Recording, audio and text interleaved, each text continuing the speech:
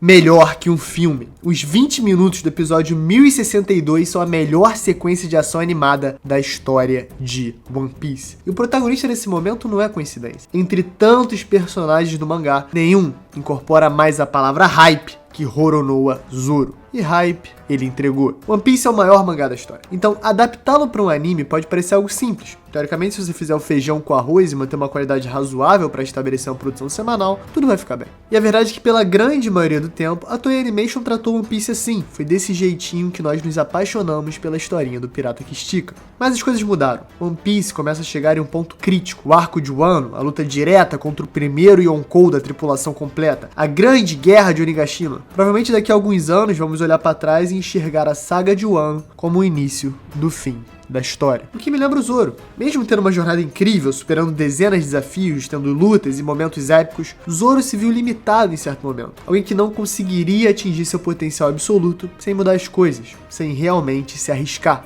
E eis que Zoro, em um dos seus momentos mais grandiosos e poderosos, se ajoelha perante seu maior rival, Mihawk, implorando por ensinamentos da espada que apenas o maior de todos poderia revelar. Eu acho que o anime de One Piece é um pouco parecido. Em certo momento, a Toei decidiu realmente renovar sua visão de como seria representada a reta final de One Piece nas telas de espectadores em todo o mundo. E eles realmente se superaram, cresceram e agora estão entrando pra história. Igualzinho o personagem com tanto trabalho, dedicação e carinho, eles fizeram brilhar. A história do Zoro é eterna, assim como o episódio 1062. E hoje vamos analisar de maneira aprofundada tudo que tornou esses 20 minutos os melhores do ano. Fala galera, Chapéu Espelho aqui, eu sou o Derek e hoje eu review do episódio 1062 de One Piece, que foi um absurdo, então por que você não dá um slap no like imediatamente? E agora relaxa, aproveita, porque eu peguei uma thread do Hatchofly, que é um inscrito nosso aqui há muito tempo, que tá começando a fazer umas threads sobre a animação, quem são os animadores e tal, e essa thread me ajudou muito a fazer o vídeo. Eu tô me babando, peraí. E essa thread me ajudou muito a fazer o vídeo, então vou deixar o link na descrição. Fora isso, irmão, slap no like, se inscreve, comenta alguma coisa aí, comenta Zoro bolado. E sem mais delongas, Alanzito, chama, que hoje tá muito quente.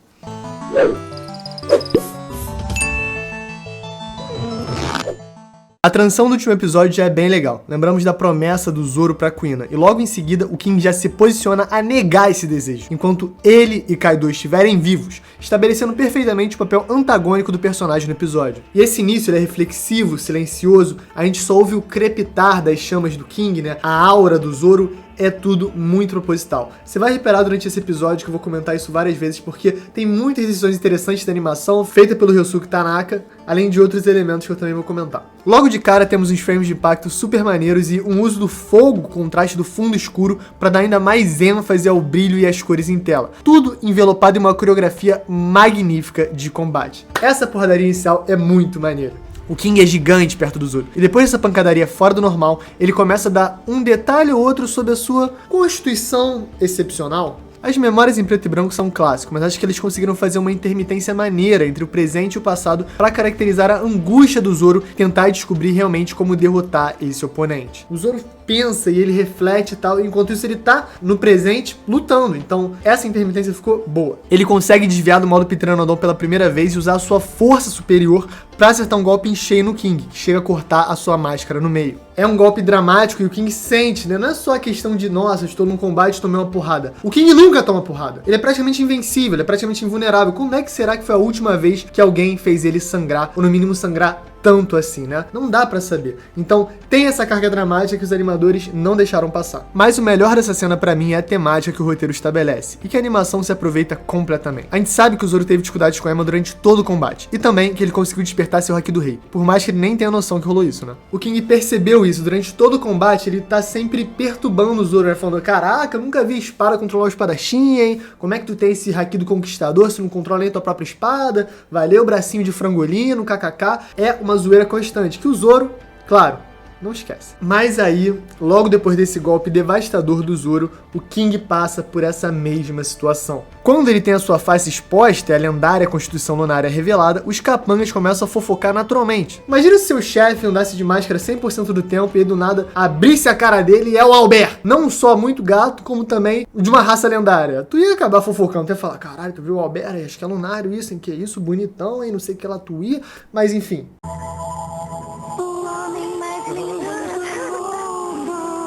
Esses comentários são muito, muito sensíveis pro nosso querido King. Afinal, sua raça inteira foi exterminada. Ele provavelmente é o último remanescente. Então, é compreensível porque ele não querer que as pessoas identifiquem, nem muito menos comentem sobre a sua aparência. Isso aí, eu só tenho uma resposta pra isso, né?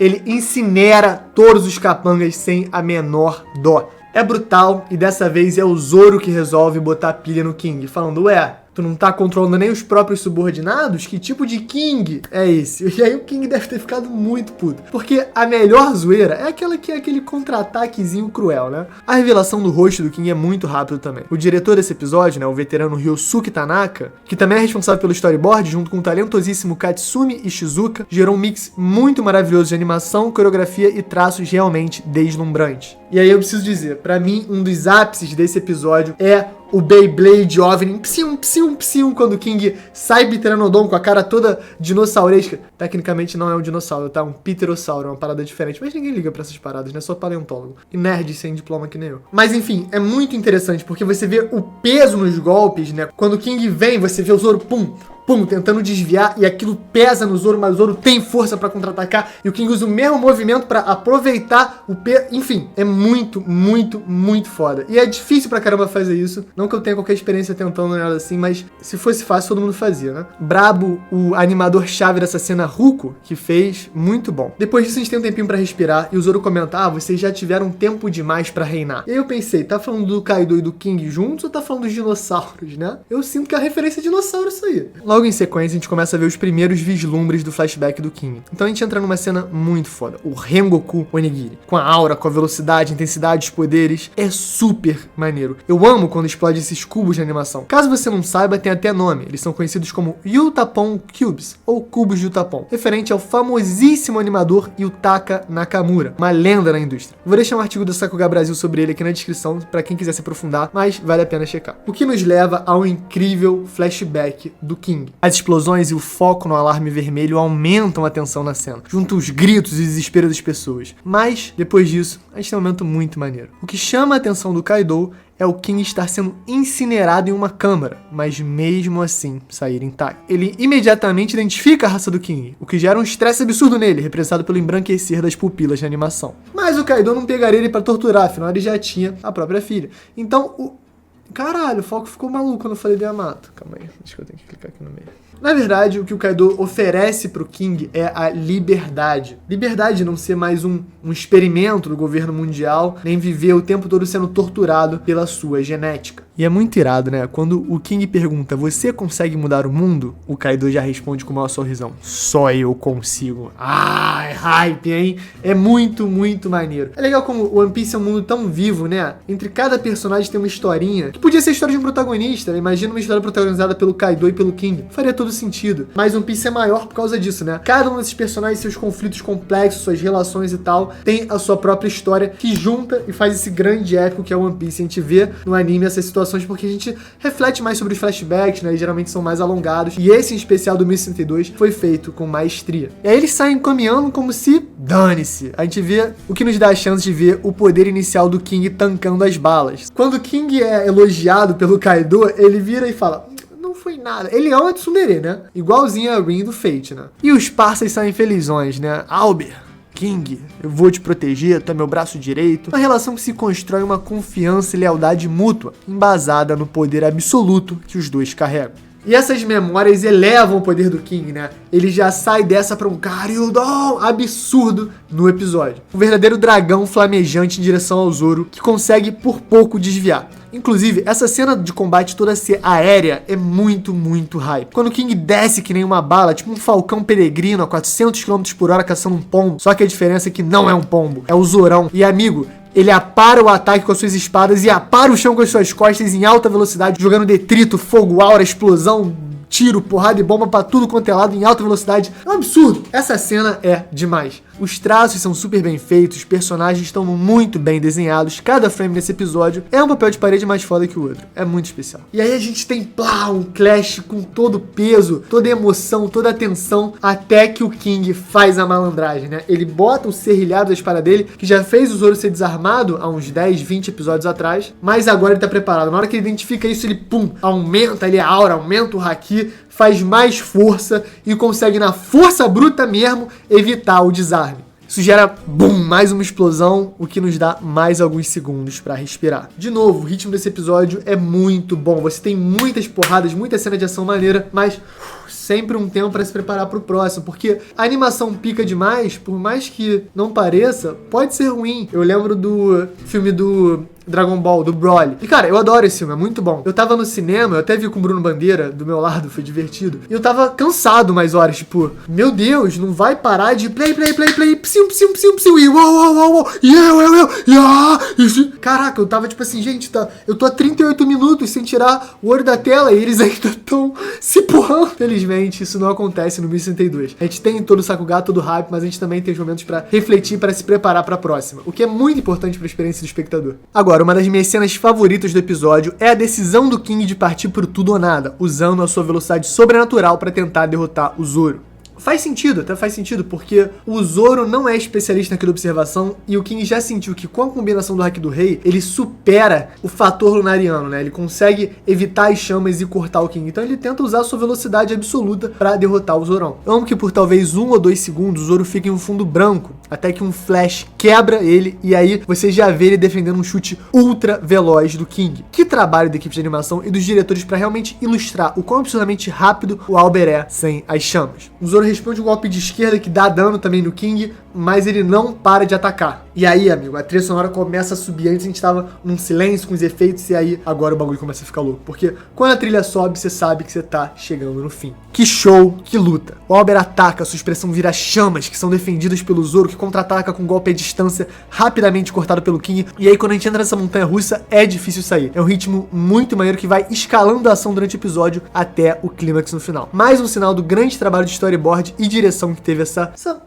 película, né? E o peso dos ataques do Zoro é muito sentido pelo espectador, dá aquela naturalidade em cima dessa coisa ultra incrivelmente poderosa. O Zoro entra com a caçada do tigre que levanta um cogumelo de poeira do chão e o King desesperadamente tenta defender, com o Zorão botando maior pilha de todas. Cara, o Zoro começa a zoar o King e junto com a trilha, cara, você sentindo a luta mudar, sentindo o Zoro começar a virar, ele tava em dificuldade durante toda a luta e agora ele tá confortável, agora ele tá dominante, agora ele tá dando os golpes, agora ele tá ditando o combate. É hype demais, é muito bom. E aí a gente tem mais um segundinho pra respirar antes que ele, um homem, um mito, a lenda, Vincent Chansar, entre em cena. Assim, na animação, né? Porque esse incrível profissional francês destrói, amassa, oblitera, incinera e ele domina. É uma sequência de mais de 1 minuto de pura fodacidade, de Sakuga, né? Que é o termo que eles usam pra animação bolada, desculpa, eu sou leigo. E é tudo muito bom, é tudo muito incrível. Eu não tenho palavras pra descrever como é que é essa cena, né? Desde o King indo pra cima do Zoro, né? Os clashes, a ação, a música, todo o episódio é impecável, mas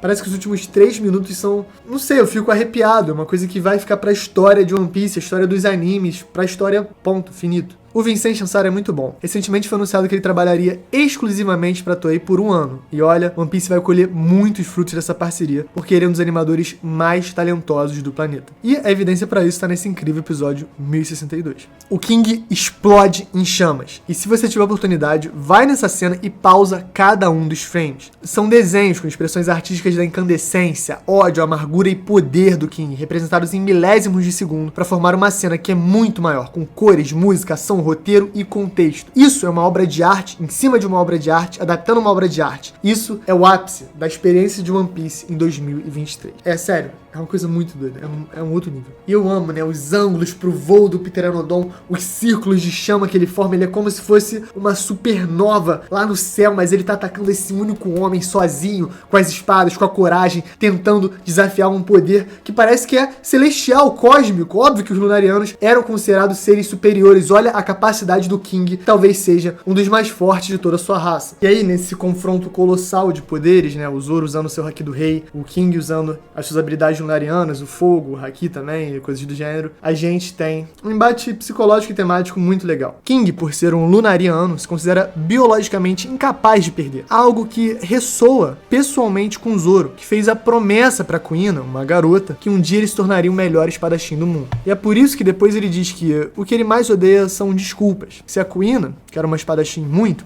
melhor que ele na infância, conseguia ter esse nível, mesmo com todos os seus dilemas biológicos, não tinha qualquer motivo pro Zoro não cumprir essa promessa. A vontade do conquistador imbua. Empunha suas espadas de poder. E até o King reconhece o seu valor. Mas do King ele não quer reconhecimento, ele quer sangue. É o Zorão, porra. Mais frames de impacto maravilhosos do Zoro quando ele parte pro ataque. E uns também hiper especiais do King que merecem uma atenção ao detalhe ainda maior. Tentem pausar na hora que o King fala Karyudon, porque vemos alguns frames muito lindos. O King jovem, por exemplo, ainda com suas vestimentas nativas da tribo lunariana, como Oda revelou lá no SBS do volume 103. Uma coisa extra, mas que dá um caráter, dá um carisma super especial a esse combate, né? O King não representa só ele mesmo, só o Kaido. Ele representa também uma herança lunariana, né? Tipo, uma invencibilidade tribal que ele deve ter muito orgulho, mesmo que ele não tenha contato, nem cultura, nem acesso desde sua infância, quando ele provavelmente foi sequestrado pelo governo mundial. Faz assim, pega o